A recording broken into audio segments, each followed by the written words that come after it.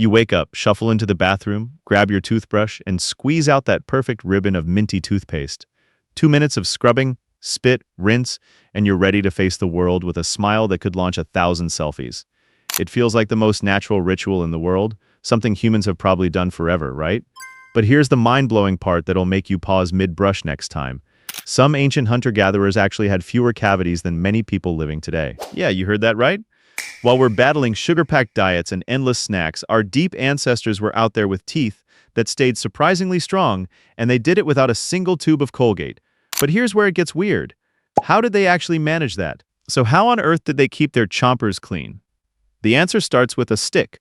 Picture this. It's 20,000 years ago on the African savanna. You're a hunter-gatherer, no alarm clocks, no dentist appointments, just the taste of last night's roasted game or wild berries still hanging around. Your teeth feel a bit fuzzy after a meal. What do? You don't panic and invent modern toothpaste. You reach for a twig. But not just any random stick. These early humans were way more intentional than you might expect. Archaeologists have uncovered the proof in the unlikeliest place: ancient dental plaque. That hardened tartar on teeth from skeletons tells incredible stories. When scientists analyze calcified plaque from prehistoric remains, they find microscopic plant fibers wedged between teeth going back hundreds of thousands of years. These weren't accidents. Archaeologists discovered something unexpected. Long fibers of indigestible woody material trapped in parallel lines, proving people were deliberately pushing frayed twigs between their teeth to dislodge food and plaque. Hunter-gatherers used fresh twigs from specific plants, often ones with natural antibacterial properties. They'd chew one end until it frayed into soft, brush-like bristles, basically nature's original toothbrush. One end for scrubbing, the other sharpened into a handy toothpick. Simple, disposable, and surprisingly effective. Why did they have such relatively healthy teeth overall? It wasn't just luck. Their diet was the secret weapon. Lots of tough, fibrous meats, roots, nuts, and greens that naturally scrubbed teeth while chewing. Low in the sticky, refined carbs that feed cavity-causing bacteria. Studies of Mesolithic hunter-gatherer skeletons show far lower rates of dental caries compared to the farmers who came later. Their oral microbiome was healthier too, fewer of those acid-producing troublemakers, but they still cleaned actively. That frayed twig worked like a primitive brush, dislodging food particles and massaging gums. Wait, you're telling me our primitive ancestors were basically flossing with nature's toolkit while we're over here stressing about electric versus manual? Yeah, it gets better. The strangest part? This wasn't limited to one region. Evidence of these chew sticks and similar fiber tools shows up across continents, and some sites even reveal traces of porcupine quills or bird feathers used as precision picks for those hard-to-reach spots. You can imagine a group around the fire after a successful hunt, casually chewing their twigs, chatting, keeping their smiles ready for whatever came next. Social bonds mattered, and freshish breath probably helped seal the deal when flirting with that attractive gatherer from the next camp. No one wanted to be known as dragon breath in a small tribe. Ancient humans started it with these basic but brilliant methods. Later civilizations took those foundations and improved them, turning dental hygiene into something more ritualistic, more varied, and occasionally downright bizarre. Let's jump forward to ancient Egypt around 3000 BCE, where cleanliness was practically a religion. The Egyptians didn't ditch the chew sticks, they refined them. Tombs have yielded sticks from the Salvadora persica tree, the famous toothbrush tree packed with natural antiseptics. But they leveled up with tooth powders. One of the oldest recipes mixed rock salt, mint, iris flowers, and pepper into a gritty paste. They'd dip a frayed stick or finger in and scrub away. Other blends included crushed pumice, ash from ox hooves, burnt eggshells, and fragrant myrrh. But here's where it gets weird. Some mummies show evidence of early dental surgery, like linen threads used to stabilize loose teeth or drilled holes for abscess relief. Their pastes might have worn enamel over decades, but in a culture obsessed with eternity, you wanted your smile looking good for the afterlife. Over in Mesopotamia, the Sumerians and Babylonians were on the same page.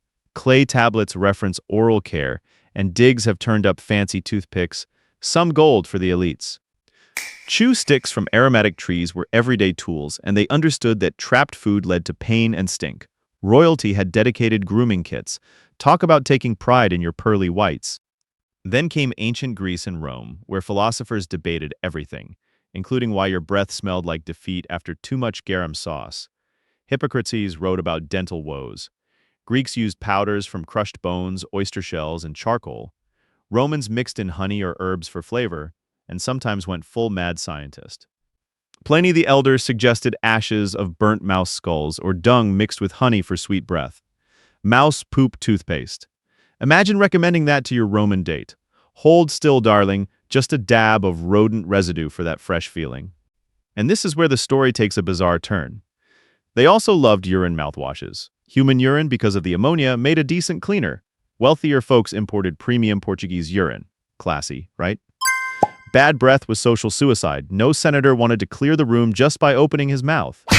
They chewed parsley, mint, or spices after meals and used toothpicks from mastic wood or even porcupine quills. Vulture feathers, Pliny warned, would actually make things worse. Archaeological wear patterns on Roman teeth confirmed they were actively brushing and picking. Halfway across the world, ancient China pushed things even further. They started with aromatic chew sticks from willow or similar trees around 1600 BCE. But by the Tang dynasty, and clearly by the 15th century, they invented the bristle toothbrush, bamboo or bone handle, with stiff hogneck hairs. This was a game changer, a real tool designed for brushing, often used after softening a willow twig. They gargled with tea or salt water and mixed herbal pastes with mint and ginseng. These innovations eventually traveled west and influenced what we use today. Strange practices? Absolutely. People believed certain herbs could ward off toothache-causing spirits. When things got bad, they'd pull teeth with crude tools. Dental calculus from archaeological sites traps everything: pollen, seeds, and those telltale cleaning fibers, proving active maintenance across eras. And yes, in some societies, bad breath was serious enough to end marriages. Your Honor, his breath is unbearable. So what ties all this together?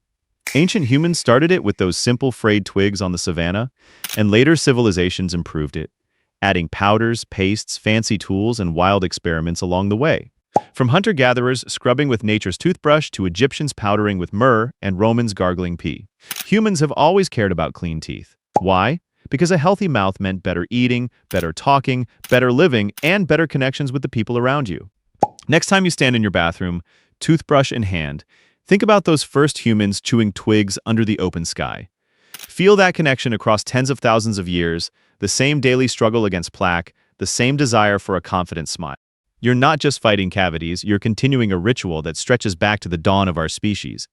We laugh at the mouse dung remedies and urine rinses now, but those ancestors were experimenting, observing, and solving the same problems we face: sticky food, aching teeth, and that dreaded morning mouth. Your minty foam and soft bristles? They'd probably be jealous and maybe a little amazed at how far their twig-chewing legacy has come. So keep brushing, 2 minutes, twice a day. Those ancient hunter-gatherers with their healthy smiles would approve. And in that moment, you're part of something timeless, something deeply human. Your ancestors would be proud.